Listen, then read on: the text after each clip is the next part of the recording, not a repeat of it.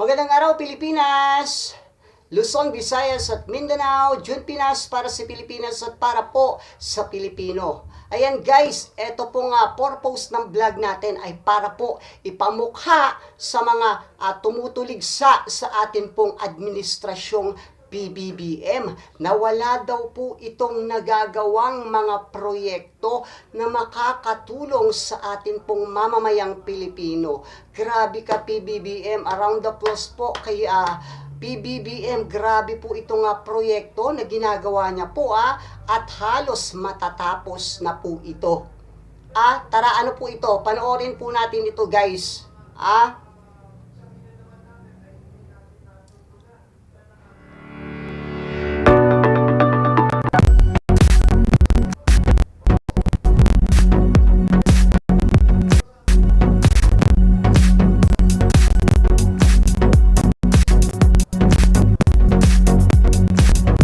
Grabe, di ba guys,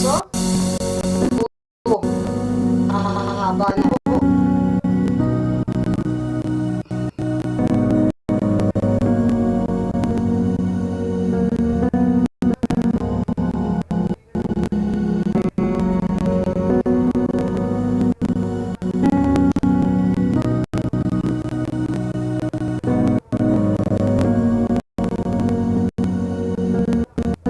Grabe guys, kakilabot.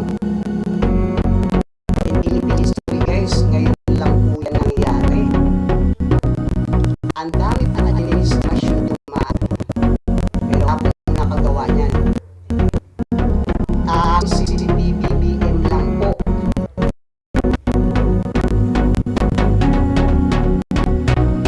Saludo po yung sisyo.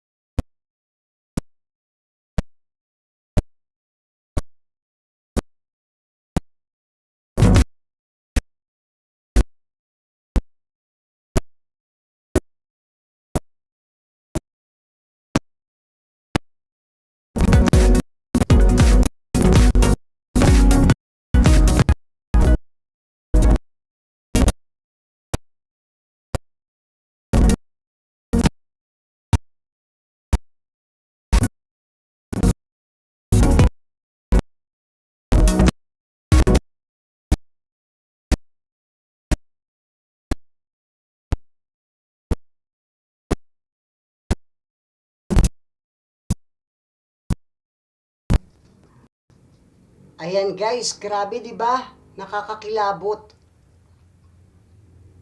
Ito pong proyekto, isa pa lang po ito sa malalaking proyekto na nagawa po ng ating administrasyon na in Philippine history, marami pong dumaan na administrasyon except po kay Marcos Sr. Yung ganito,